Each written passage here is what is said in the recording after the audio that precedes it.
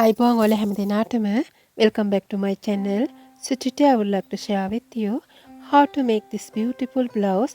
ඉතින් රැඳිලා ඉන්න වීඩියෝ එක අවසන් වෙනතුරු ඔයාලටත් පුළුවන් මේ ලස්සන blouse එකට අදාළ පතුරම කොහොමද පහසුවෙන් නිර්මාණය කරගන්නේ කියලා ඉගෙන ගන්න. ඉතින් මේ සඳහා අද මම පාවිච්චි කරන්නේ බුරුලක් රහිතව basic block එක. මොකද අපි මේක ඉස්සරහට pleats යොදාගෙන නිර්මාණය කරනවා. ඉතින් ඔයාලට පුළුවන් බුරුලක් රහිතව බ්ලොක් එක හෝ බුරුලක් සහිතව බ්ලොක් එක වුණත් මේ සඳහා පාවිච්චි කරන්න. ඉතින් මම මුලින්ම කරන්නේ මේ විදිහට නැම්මක් ඇතිව කොලයක් අරගන්නවා. ඊට පස්සේ මම ඉදිරිපසින් අඟල් 6ක් තියාගන්නවා. අඟල් 6ක් තියාගෙන මම මූලික පතුරමේ කරත් උරහිසත් අත්කටත් ඇඳගෙන එතෙන් සිට උරහිස මුදුනේ සිට කියන්නේ අඟල් 14ක් ඉන දක්වා උස ලකුණු කර ගන්නවා. මොකද මගේ මේ බ්ලොක් එකේ අංශ ඩාට් එකකුත් තියෙන ඉන ඩාට් එකකුත් තියෙන නිසා මම මේ විදිහට ඩාට් රහිතව තමයි මේ බ්ලවුස් එක නිර්මාණය කරන්නේ. ඒ නිසා තමයි මම මේ විදිහට ලකුණු කරන්නේ. දැන් මම බ්ලවුස් එකේ උස විදිහට අඟල් 27ක් ගන්නවා. මේ 27 ගත්ත රේඛාව මත මම ලකුණු කරනවා මගේ උකුල වට 4ට බෙදලා. ඊට පස්සේ එතෙන් සිට නැවත අඟල් 2ක් මම මේ විදිහට වැඩිපුර දීලා A line හැඩයක් නිර්මාණය කර ගන්නවා. දැන් ඔයාලට පුළුවන් මේ විදිහට බ්ලවුස් එකට හැඩ යොදා ගන්න. ඉතින් මම හැඩේ සඳහා මේ විදිහට අඟලක් යොදාගත්තා. දැන් අපිට පුළුවන් මූලික අත්කට රේඛාව මේ විදිහට නිර්මාණය කරගත්තා. ඊට පස්සේ කර ඒ කියන්නේ මූලික කර පළල අඟලකින් වැඩි කරගත්තා. දැන් අපේ shoulder point එකේ ඉඳලා අඟල් 3මාරක් හෝ 4ක් පහළට ලකුණු කරලා ඔයාලට මෙන්න මෙතන ඉඳලා ඒ කියන්නේ ඔයාලගේ නැම්මේ ඉඳලා අඟල් 3ක් නැවත ලකුණු කරලා මේ හැඩය නිර්මාණය කර ගන්නවා.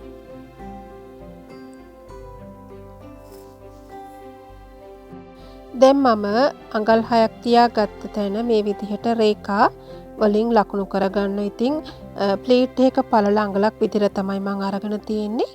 ඉතින් මෙතන ප්ලීට් මම යොදාගෙන තියෙනවා 4ක්. එතකොට එක ප්ලීට් එකක් යොදා ගන්න අපිට අවශ්‍ය වෙනවා අපේ ප්ලීට් පළලමින් 3 ගුණයක්. ඉතින් මේ විදිහට මම අඟල් 3 ලකුණු කරගත්ත ස්ථානයටත් ලයින් කීපයක් ඇඳගත්තා. ඉතින් දැන් මම වට කපා ගන්නවා.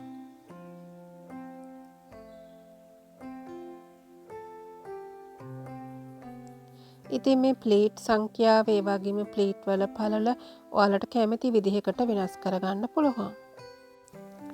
දැන් මම මේ විදිහට මේ අවශ්‍ය කරන යෝග කොටස කපලා ඉවත් කරනවා. මේ කොටස අපි කරපළල අයින් කරලා නැම්මකට තමයි කපා ගන්න ඕනේ. ඒ වගේම මෙහුම් වාසි තියා ගන්න අමතක කරන්න එපා.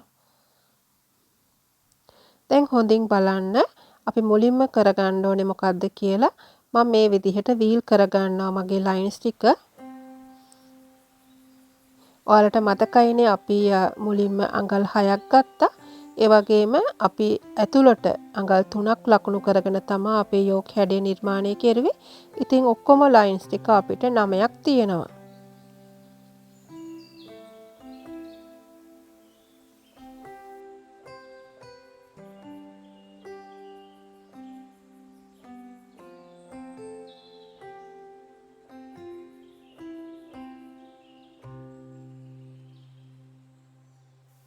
දැන් අනිත් පැත්තෙත් ඔයාලට පුළුවන් මේ විදිහට වීල් කරලා ලයින්ස් ඇඳ ගන්න.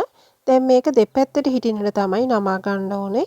මතකනේ අපි අඟල් 3ක් ලකුණු කෙරුවා. ඉතින් මේ විදිහට ඔයාලා නමා ගන්න ඕන ප්ලීට් 4ක් වෙන විදිහට. ඒ වගේ මතක තියාගන්න මැද තියෙන ප්ලීට් 4යි දෙපැත්තේ 2යි ඔක්කොම ප්ලීට් 6යි. එක ප්ලීට් එකක් හදාගන්න අපිට අවශ්‍ය වෙනවා ප්ලීට් පළලමින් 3 ගුණයක්. එතකොට මම අරගෙන තියෙනවා මේ විදිහට අඟල් 9ක්. ඉස්සරහට මම අඟල් 6ක් අරගත්තා.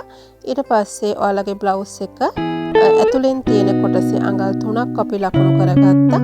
මේ විදිහට අපිට අවශ්‍ය කරන ප්ලීට් සංඛ්‍යාව හදාගෙන තියෙනවා. ප්ලීට් සඳහා අපි ඔක්කොම පාවිච්චි කරලා තියෙන සංඛ්‍යාව වෙනවා අඟල් 18ක්. එක පැත්තකට 9 ගානේ. දැන් අපි මේ යොක් කොටස මේ විදිහට නැම්මට තියලා තමයි කපා ගන්න ඕනේ. ඉතින් මම මෙතනදී මෙහුම් වාසි තියාගෙන නැහැ. ඉතින් ඔයාලා අනිවාර්යයෙන්ම මෙහුම් වාසි තියාගෙන මේක කපා ගන්න අමතක කරන්න එපා.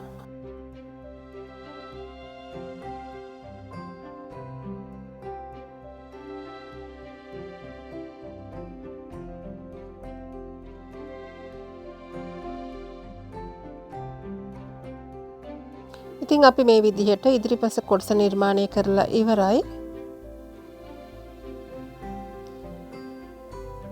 දැන් අපි බලමු කොහොමද පිටිපස කොටස නිර්මාණය කරගන්නේ කියලා. ඉතින් ඊටාම පහසුවෙන් පිටිපස කොටස ඔයාලට නිර්මාණය කරගන්න පුළුවන්. පිටිපස කොටස මැද නැම්මකට ගන්න පුළුවන්. ඒ වගේම ඉන ඩාට් එකේ අගය දීලා ඉන ඩාට් එක මහ ගන්න නැතුව තියන්න පුළුවන්. ඉතින් ඉදිරිපසට ගත්ත උසම අපි පිටිපසටත් ගන්න අවශ්‍ය වෙනවා. ඉතින් මම ඉදිරිපස සඳහා ගත්තේ අඟල් 27යි. ඒ අඟල් 27ම මම පිටිපසටත් යොදා ගන්නවා.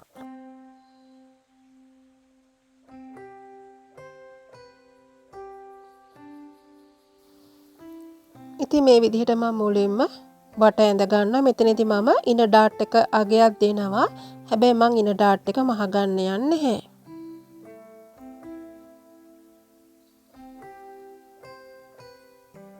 ඉතින් ඔයාලට කැමති නම් බුරුලක් සහිත බ්ලොක් එක පාවිච්චි කරන්න පුළුවන්.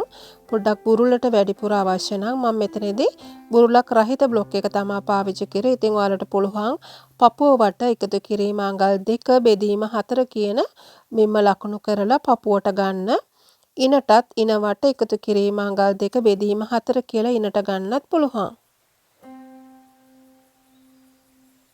ඉතින් මම මේ විදිහට අංශනුත් 15 වාටිය හැඩ කරගත්තා. ඒ වගේම දැන් අපිට අවශ්‍ය වෙනවා අපේ කර පළල අඟලකින් වැඩි කරගන්න. ඒ වගේම කර ගැඹුරත් අඟලකින් වැඩි කරගන්න. ඉතින් දැන් අපිට ඉතුරු වෙලා තියෙන්නේ අත් කොටස නිර්මාණය කරගන්න.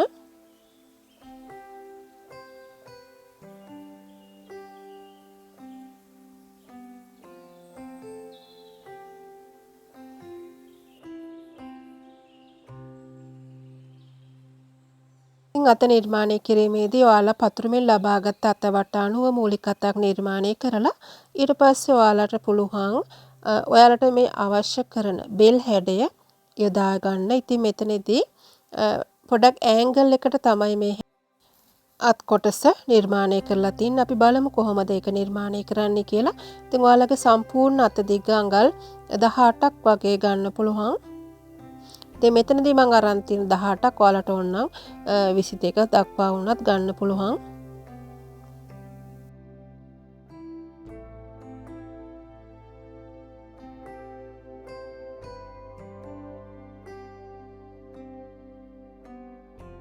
දැන් හොඳින් බලන්න මම මේ විදිහට අත මුදුනේ ඉඳලා පහළට අඟල් 10ක් ලකුණු කරගන්න. ඉතින් මේක වෙනස් කරගන්න පුළුවන්.